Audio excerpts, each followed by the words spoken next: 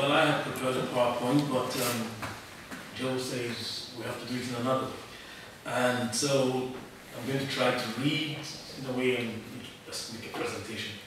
The title of this work is, the presentation is Teaching the Philosophy of Jesus in the 21st Century.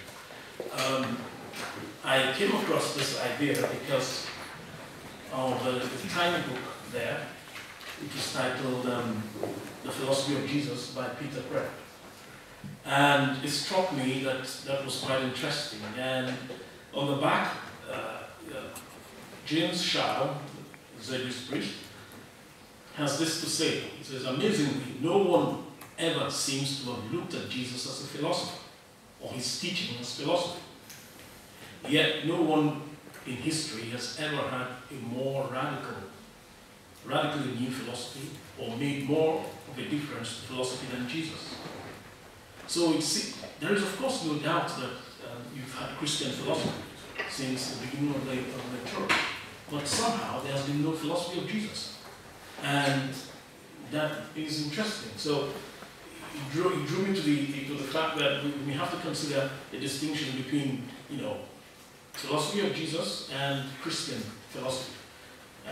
Perhaps there will be some distinctions, and then we can see how one can proceed from there. Then Kreeft then argued that Jesus is not a philosopher in the super scientific sense, as in the sense in which Plato, Kant, and Descartes were philosophers, but also not a philosopher in the sense in which everybody has a philosophy, sense of a worldview that anybody can have, but rather a philosopher in the sense of, in which Buddha, Confucius, and other people in a similar category were philosophers. That is in the sense of the search of wisdom and the criteria of seeing wisdom as a basis of a better life. So I have then since tried to see, well, how do we work out then what the philosophy of Jesus might look like? Of course, in that small book, there's quite some discourse about what the philosophy of Jesus looks like. But I just tried to see whether I can get a summary from my own perspective, and I thought that if one had to locate Jesus as a philosopher, one would have to focus on the principal things he said about himself, and the principles things he said about himself, and perhaps also what people said about him that had philosophical significance. And for me, it will be summarized in three things. In the way, the light, and the truth. That was a very fundamental description of himself. Jesus describing himself. And then also, he says he's a teacher. And then thirdly, we can also look at John's description of Jesus as love. I mean, since God is love, and if Jesus Christ is love, then Jesus will then be love. This, I think, will be the fundamental characterizations of what Jesus is.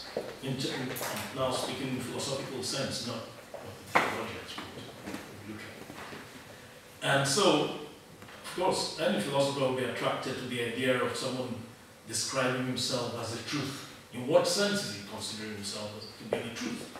Certainly not in the sense of knowledge,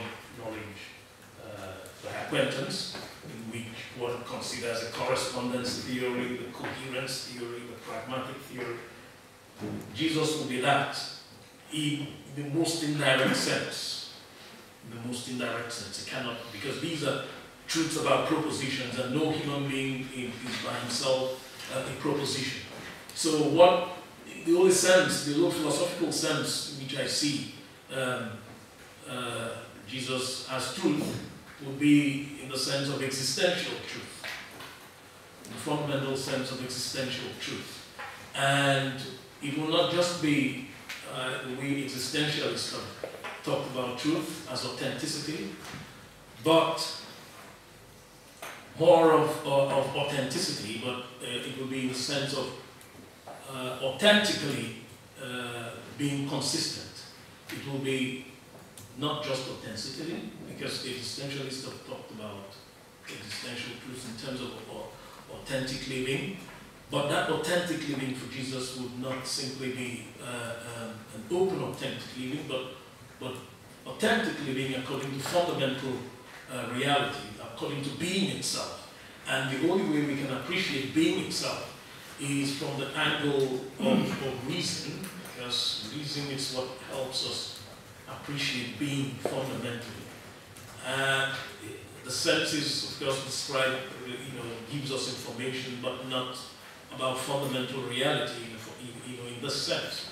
So that the only way we can appreciate the existential life of Jesus would be from the point of view of reason, and ultimately the sense of consistency. So here is a description of authentic living according to the fundamental principle of consistency. In other words, it would seem to me that what Christ was describing himself as was that he was a living principle of consistency. And that is an enormous claim. That is a very, very fundamental and enormous claim about what's up. Well, of course, if we extend this discourse a little bit, then we see that when someone talks in this way, it looks more, it's akin to some of what the Greek philosophers have talked about permanence, and permanence always contrasted with change. And if one has to really see the philosophy in a comprehensive sense, one has to understand how does Jesus deal with change if he describes himself solely in terms of permanence. How does it, that is status, how does it deal with change? And it seems to me that we can, it seems to me that if we talk about permanence, consistency as a principle, and look at it properly, we, of course, it is an intentional, it's entia irelia, it is a notional entity, and being a notional entity and a mental entity, it is composed of intentionality. And if it is composed of intentionality and the aboutness that goes with intentionality, I am using this sense now, and I'm using intentionality in the sense in which Franz Brentano used it, then it will imply that this intentional state has an aboutness about it. And the aboutness of intentionality cannot be in such a way that the fundamental consistency of the being is contradicted. In which case, any focus of the aboutness of the intentionality of consistency must not be self-contradictory. And the only form of aboutness of consistency that is not self-contradictory is a movement from inside outside. And that is what is generally described as altruism, or charity, or love. In other words, then, it appears to me that the aboutness of consistency is only stable if it goes with love, the principle of love. And so it appears then that both truth, in the sense in which Jesus talked about it, and love become completely compatible ideas and inseparable ideas, and they complete the picture of his self-description. These are not very strange things to philosophy in the West, and it has, the medieval philosophers talked about God as risen and things like that, and even the critic of Christianity, Ludwig Feuerbach, talked about how Christians have extracted the fundamental essence of humanity and pushed it to the skies and described it as God, and that fundamental essence was love and reason. And of course, people like Marx have said that human beings have no essence because they are just made up as the social relations determine them, and so on and so forth. But it of course seems that Marx was wrong, because we as human beings have capacities of different types. And whatever we want to develop as an aspect of human beings, we are able to develop. Nevertheless, in a hierarchy of what our capacities are, and in relation to fundamental well-being of individuals, it will seem that the most important values, the most important features of a human being that leads to human well-being, is ultimately located in truth and love, charity.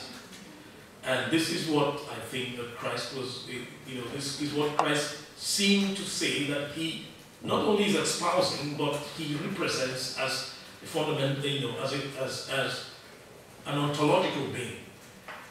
So, the problem, and of course this sets the pattern of Christian philosophy in a sense. It sets a pattern of Christian philosophy in a sense because it means that all the dialectics of the development of Christian philosophy is within this context. And the possibility of self-correction, or if you like, auto-corrigibility of Christian philosophy lies within the dialectics of how the ideal of truth and love and the shortfall we as human beings have from this ideal. And I think that the history of the Catholic Church can be cast in the sense of this auto-corrigibility. Auto-corrigibility of the Christian, fundamental Christian doctrine.